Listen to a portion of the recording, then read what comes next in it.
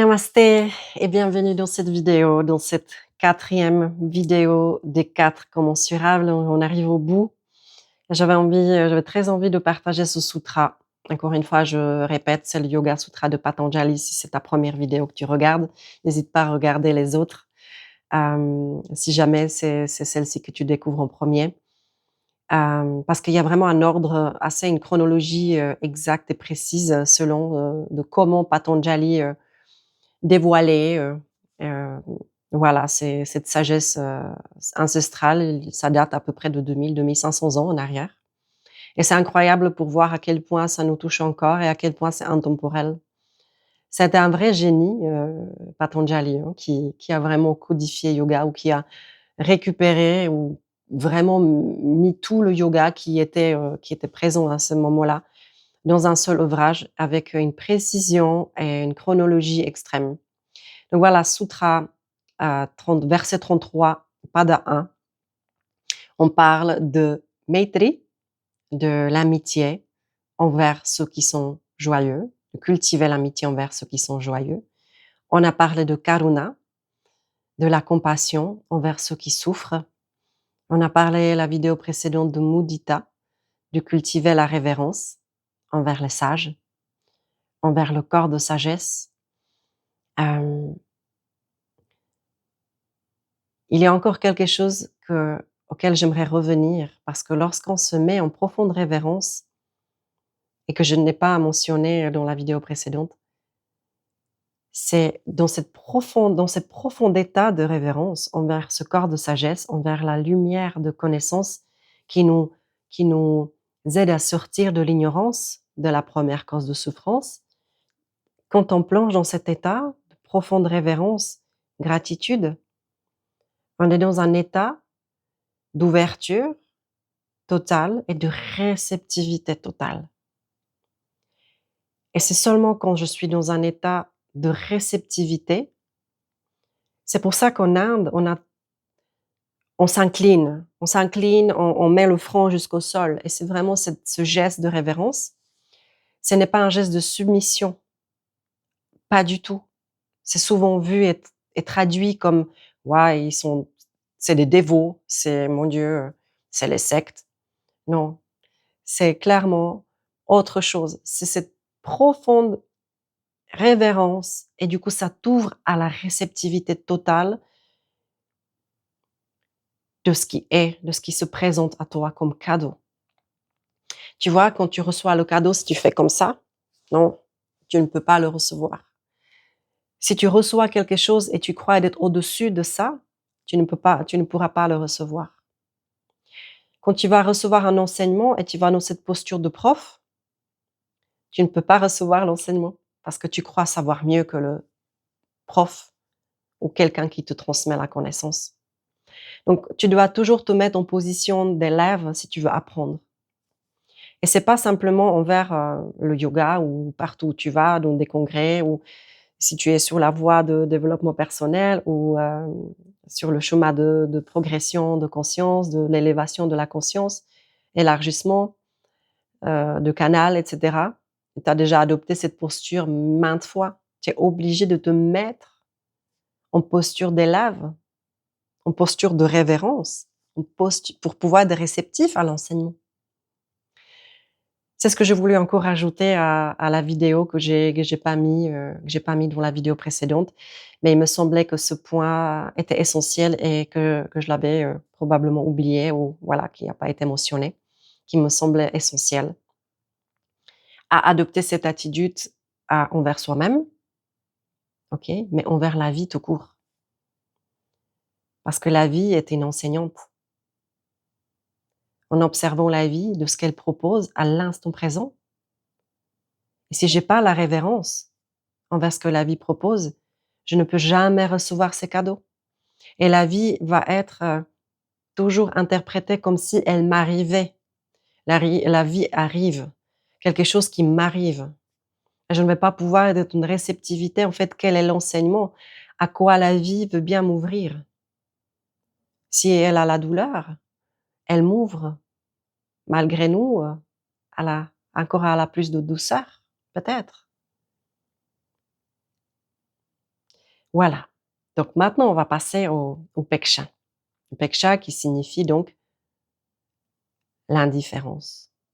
Parfois, on le traduit aussi en équanimité.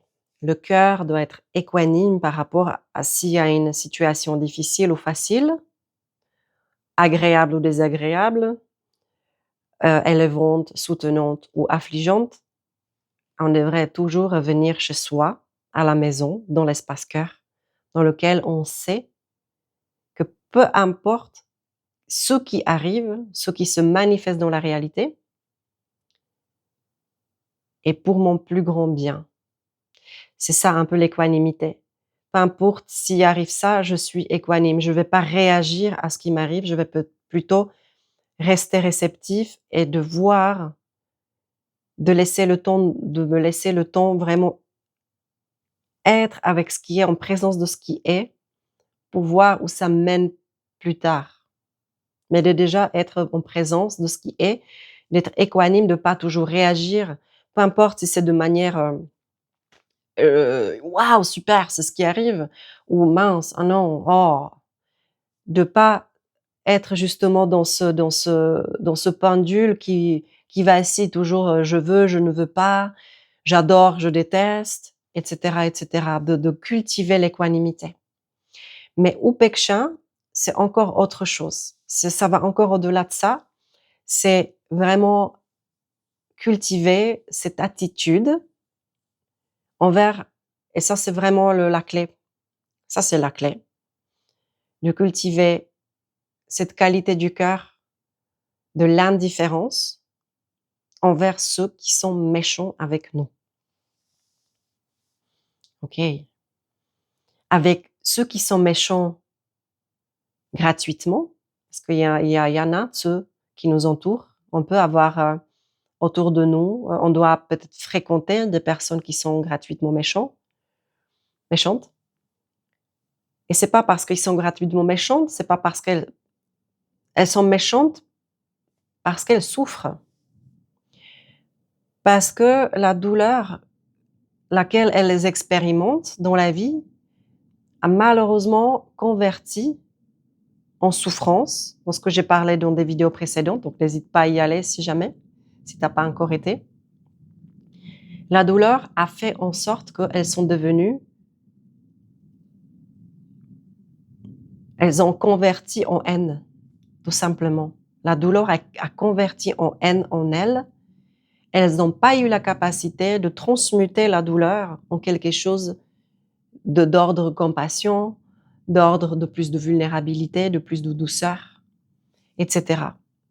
Elles n'ont pas eu la possibilité de cultiver ces qualités-là. Et donc, on doit se protéger. Et c'est vraiment sortir de ce cercle des personnes toxiques pour s'accorder l'amour de soi. Dans ce cas-là, Patanjali nous enseigne pas le contraire, il nous enseigne pas, mais tu dois rester bienveillant avec ceux qui t'aiment pas, avec ceux qui te détestent, avec ceux qui te mettent les bâtons dans les roues. Ce n'est pas la question. C'est pas ce que le yoga enseigne. Le yoga t'enseigne de t'aimer en premier plan. Et c'est pas l'égoïsme. L'amour de soi, ce n'est pas l'égoïsme. Ça, peut-être qu'il y aura une vidéo là-dessus. L'amour de soi, c'est aussi dire non et à se protéger. Et comment on peut se protéger? C'est pas en tournant nos épines contre les personnes et de réagir de manière égale à la méchanceté. C'est pas ça. L'amour de soi, c'est de cultiver l'équanimité envers ceux qui sont ignorants. Parce que ceux qui sont méchants gratuitement, ce sont simplement les personnes plongées dans l'ignorance totale, dans l'obscurité totale. Ils ne savent pas du tout qu'ils sont. Probablement ceux qu'ils ont connus étaient énormément de douleur. Et cette douleur, c'est la seule chose qu'ils se souviennent. Et donc, ils sont extrêmement réactifs, extrêmement sensibles à la douleur. Et donc, eux, ils se protègent et ils mettent des épines. Donc, la méchanceté gratuite, ce sont les épines pour se protéger de la douleur. L'agressivité, la toxicité, la colère, derrière ça, il y a une énorme douleur. Je te laisse un petit moment avec ça. Les personnes qui t'ont fait le plus de mal, et ce ne valide pas le mal qu'ils t'ont fait, ça ne valide pas ceux qui sont faits, mais ouvre-toi juste à cette perspective-là, que derrière toute agressivité, derrière toute colère, derrière toute toxicité, il y a une profonde souffrance, une profonde douleur non résolue. Et la colère les protège. Jamais aller ressentir ce qui fait tellement mal. Alors nous, on doit se protéger pas de la même manière contre ça, mais de cultiver le cœur équanime et de l'ignorer, à la limite transcender ça. Et à dire non, je ne veux pas m'entourer des personnes comme ça. Parce que souvent, ce qui arrive aussi, c'est que ça prétend être gentil, mais ça l'est pas. Vous connaissez ces personnes qui sont soi-disant vos amis, mais vous sentez quelque chose d'ordre, mais c'est pas vraiment un ami. Donc il y a une prétention. Et je sais pas comment dire ça en français de nouveau, mais ces personnes-là, elles ont l'impression, vous avez l'impression que c'est ton ami, mais ce ne l'est pas. Et tu le sens dans ton gut, tu le sens dans tes tripes, mais tu essaies de te convaincre que cette personne, elle est ton amie, mais elle ne l'est pas vraiment. Et ça aussi, il faut s'en protéger.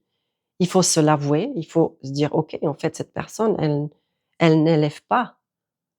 Il n'y a pas la joie à partager. OK? Il n'y a pas la compassion. Il y a plus un jugement. Il y a plus, "Ouais, mais tu devrais faire autrement". Il y a des conseils. Il y a presque comme sensation des fois que la personne est presque contente de ce que tu es malheureux, malheureuse. Et ça, il faut être très vigilant aussi par rapport à cet aspect-là. Et après, il y a de ces personnes qui sont, méchantes à ciel ouvert, que c'est beaucoup plus évidente et donc simplement ignore. Cultiver l'état de pas d'avoir cette arrogance, mais de l'ignorer. Tout en tourner toujours ce regard intérieur envers toi-même et te dire: «Cette personne, elle souffre. Je me mets à l'écart de cette personne. Je vais l'ignorer. Je vais transcender. Je vais cultiver la compassion pour elle, pour moi. Je vais cultiver l'amitié envers ceux avec lesquels je suis en joie, avec ceux je partage le chemin, la résonance mutuelle, rappelle-toi. Et donc, j'ai l'accès au corps de sagesse et de cela découle, OK, avec ceux qui sont accros à la souffrance, avec ceux qui sont accros à l'arrogance et à l'ignorance, avidya, ils doivent évoluer. Je ne suis pas là pour les sauver, mais je dois me protéger. Je dois protéger mon champ électromagnétique. Bien sûr, avec ceux que je m'entoure, j'absorbe et je deviens. Donc, plus je vais m'entourer des personnes toxiques, je vais devenir la même chose. Et c'est pas ce qu'on se souhaite. On n'a pas envie de devenir toxique. Donc, des fois, s'aimer, c'est de prendre distance simplement avec ces personnes-là, au mieux qu'on le peut, et faire en sorte que ça ne touche plus. Parce qu'on peut voir que derrière ces comportements incisifs, toxiques, agressifs, se trouve une énorme souffrance, une énorme douleur qui n'est pas prête à être adressée encore. Que c'est aussi leur cheminement qu'on doit honorer en prenant distance. Voilà donc la dernière vidéo qui est là. Je pense que je vais m'arrêter ici aujourd'hui. Je te souhaite le meilleur. Évidemment, si cette vidéo a contribué à quelque chose, à une élévation, à une compréhension, si tu penses que cette vidéo peut contribuer au bien-être de quelqu'un d'autre, à une compréhension de ce que tu dois savoir ou de ce que la personne, elle doit savoir aujourd'hui. N'hésite pas de partager, de t'abonner, de liker pour, avoir l'accès à d'autres vidéos de ce type.